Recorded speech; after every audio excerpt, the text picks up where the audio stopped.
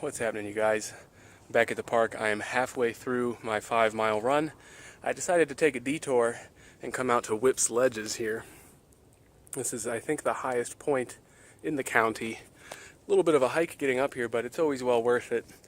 And I noticed something that caught my attention, and it's this rock I'm sitting on. You see how there's names carved into it? This entire rock has names and dates all carved into it. And it got me thinking, right? Because a couple years ago I took a trip out to Oregon. And while I was there, I went to a lot of parks, went to a lot of mountains, a lot of cliffs, just like these ones.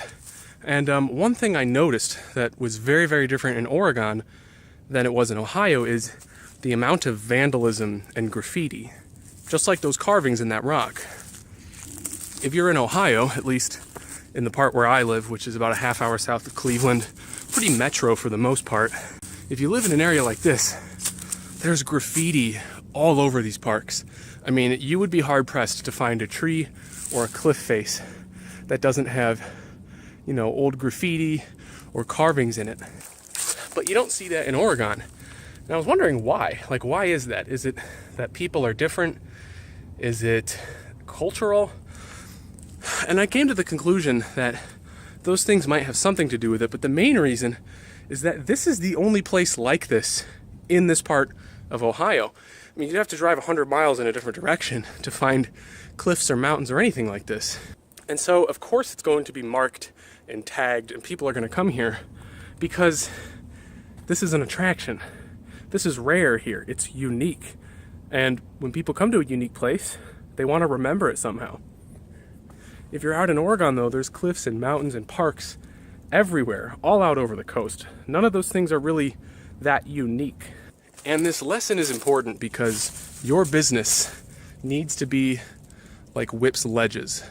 You don't want graffiti and vandalism all over your business, but you want to be attractive, you want to be unique, you want to be drawing people in because there's nothing else like you in the marketplace. Now, too many people don't take the time to nail down their branding and craft a truly unique offer that is going to attract people. Whatever kind of coach you are, whatever kind of offer you have, you need to make sure that it's different, that it stands out, and that people are going to want to come to your offer and remember it, not just pass you by like those mountains in Oregon, which are oh so boring and common. So how do you do it, right? How do you move your mountain to a place like Northeast Ohio where you're going to stand out, you're going to be the tallest point in the county and get all of the attention, you're going to get all the traffic, right? How do you do it? Well, there's a couple ways.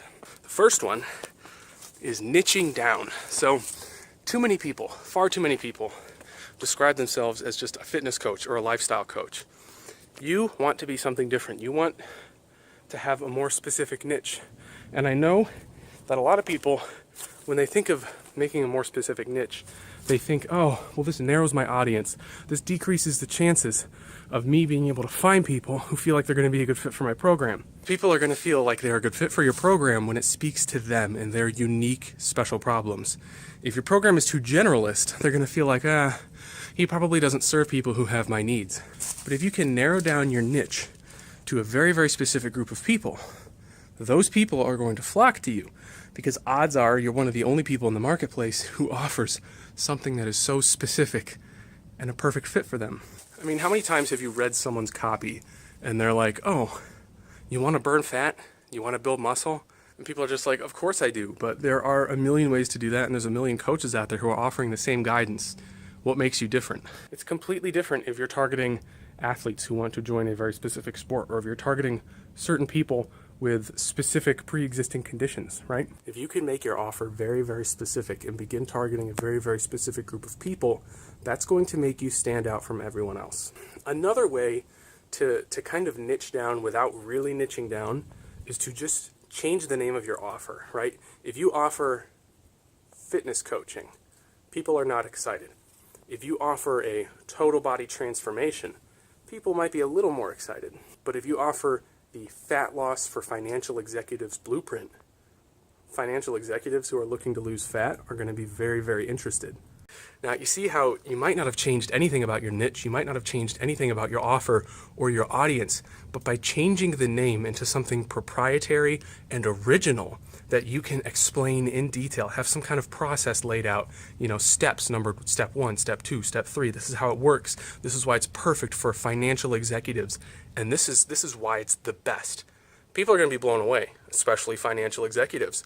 All you have to do is change the name of your offer, write down a process that makes it different.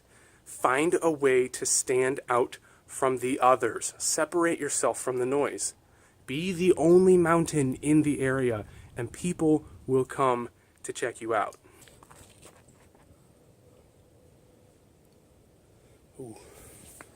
Ooh. Now these cliffs here were carved out by glaciers like 10,000 years ago during the last ice age. And at the risk of dragging on an already bad metaphor, the internet is in its ice age right now, and the marketplace is very, very crowded, and the glaciers are moving. They are carving out the marketplaces, they are carving out the niches, and they are making room for very, very successful online businesses.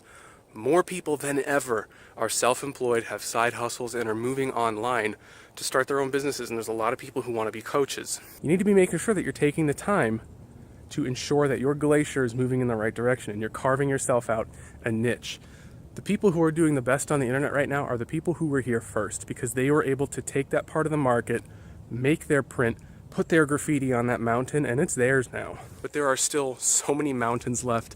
There are so many little cracks and crevices that if you can get into and make yourself stand out, you will own that part of the market. And some of the other markets are so crowded and so saturated with prospects and leads that there's enough room for a lot of mountains, and you're still going to get attention. But one of the best ways to make your business stand out is to make your business unique. Do something different. Make a proprietary offer. Make your brand different than everyone else's. Don't go with some overused logo that has a couple dumbbells with the same slogan, the same taglines, the same name for your product. Don't call yourself a fitness coach. Call yourself something different. A fitness architect, right? You are an entrepreneurial fitness excellence coach. Maybe you work with just entrepreneurs. Or maybe you're a postnatal fitness professional. Find a way to niche down and specialize your offer. And I'm telling you, your mountain will get taller and you'll get a lot more graffiti.